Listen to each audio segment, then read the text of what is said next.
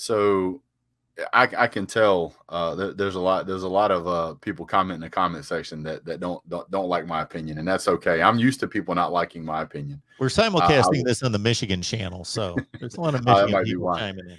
Hey, I'm perfectly okay with you guys coming over to my channel, and we can have a discussion about whatever it is you guys want to talk about, and we can go back and forth. But college football talk is a lot of fun to me, and I really do appreciate everybody's differing opinions. If we all had the same opinion, it'd be extremely boring.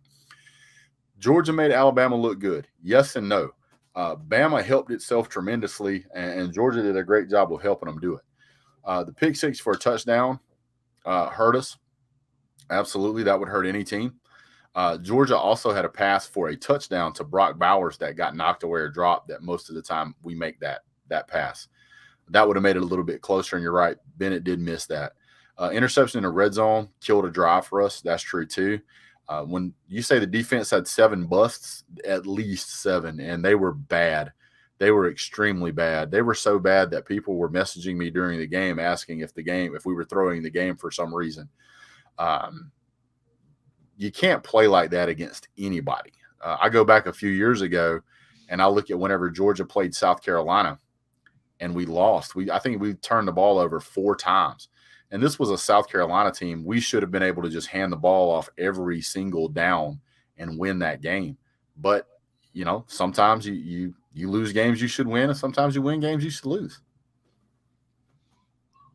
So here's my question, because we started off this conversation talking about talent. And again, some people don't believe as much in the recruiting rankings, but all you have to do is go through wins and losses and go through the final AP rankings in any season. And yes, there are aberrations. Wisconsin outplays and outperforms and outdevelops its talent. Texas underachieves. Yes, there are aberrations, but it's very, very accurate among the masses. There's no question about that. Well, we know that Michigan beat an Ohio State team that was just about as talented as Georgia, and Michigan closed that gap and won the game. So what would you say either to that, or if Ohio State was in this game? If Ohio State beat Michigan as they were expected to by, let's say, a touchdown to 10 points, and then this was Ohio State playing Georgia instead with the talent rankings of what they are, what would you say there? I would say that I think Ohio State uh, did pretty much the identical thing Georgia did, which was think that they were going to win this game no problem. The scores were even similar. I mean, it was 42-27 and 41-24. Uh, Ohio State had opportunities to win this game. I thought there were several times that C.J. Stroud looked good in this game, but unfortunately, they couldn't seem to get it together. They made crucial mistakes.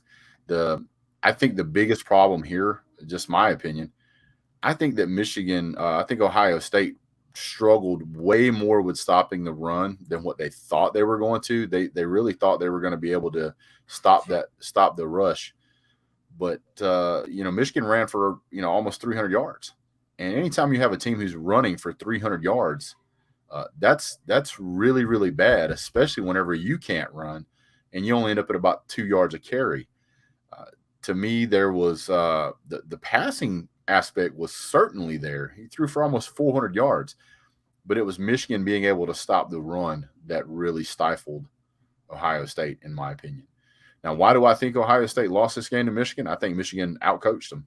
I think it was a talent issue, and I think as far as the not a talent issue, I don't think it was a talent issue. I think it was they just got outcoached. I think Ohio State kind of started to struggle, and from that point, it was just too much to catch up for them. Yeah. And home field advantage does matter. Obviously, these Absolutely. games, when you talk Georgia, Alabama, they played neutral site. This game's going to be a neutral site.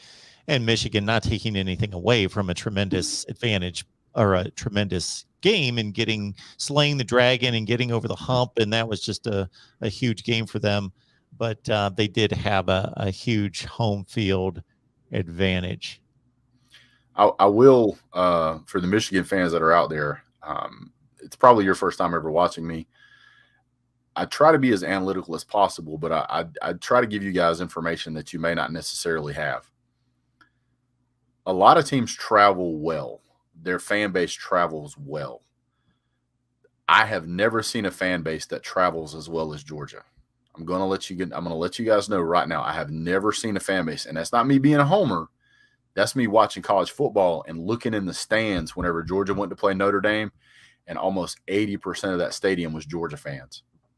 When I went to the Belk Bowl and it was all Georgia fans, watching the way Georgia fans show up to the games is incredible. The UGA spring game and G-Day, which was in April a couple of years ago, can you name the last time you've seen a spring game, not just at full capacity, but them actually close the gates and stop letting people in?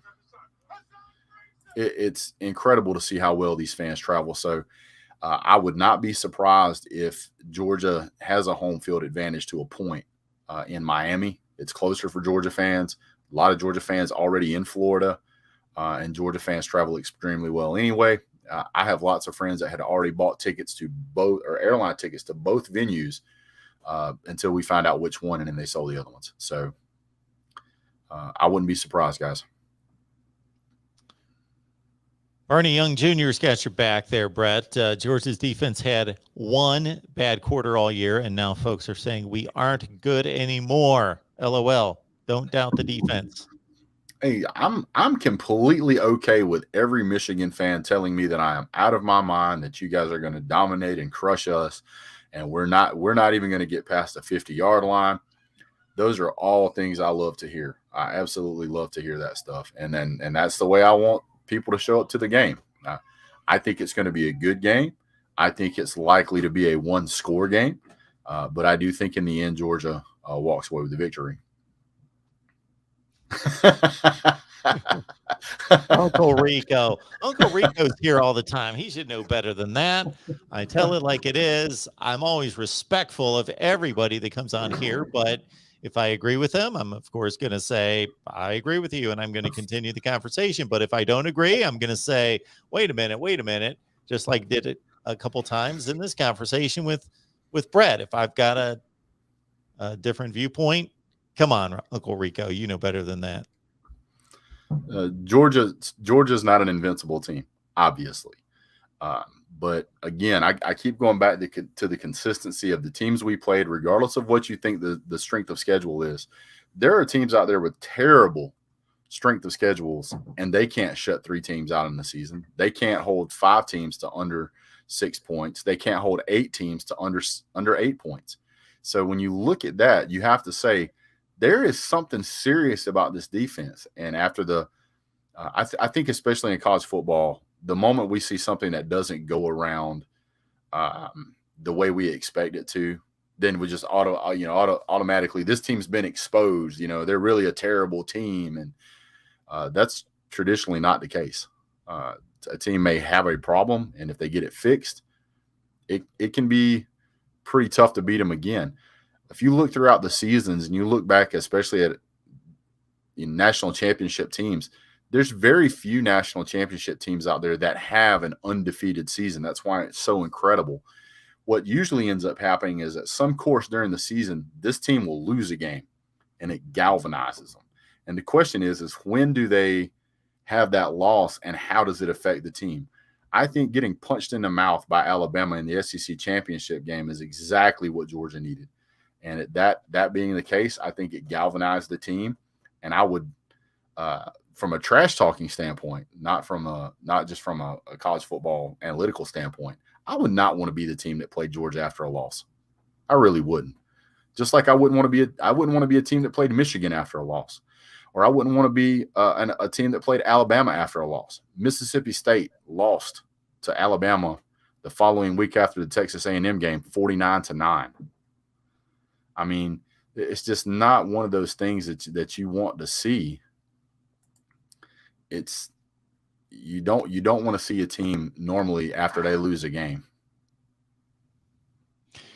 Yeah, so along those lines, I don't exactly know how to try to determine the psychological portion of this, because as I see it, Michigan has had a season that no one anticipated. They beat Ohio State, won the Big Ten. They weren't even ranked in the preseason. And so they outplayed expectations. Georgia, ever since 2017, has been targeted as this is the expectation. You got to get to the SEC championship game. You got to win it. You got to get to the playoff, etc. And that's where they've been. So there could be a thought that Michigan's playing with house money. Now, does that make Georgia more motivated and Michigan more just happy to be there? Or does that make Michigan more carefree, play loose, play free, Georgia more uptight, anxious, nervous, feeling the pressure? I think there's a lot of factors that go into it, and a big one is that Georgia started out with an expectation of winning a national title. That was the expectation from the go. Those guys have been all about business all season. And now you get to the end and you've had so much success that you feel like we got it. We've got it in the bag. And then what happens? You get your rug jerked out from under your feet and you get brought back to reality.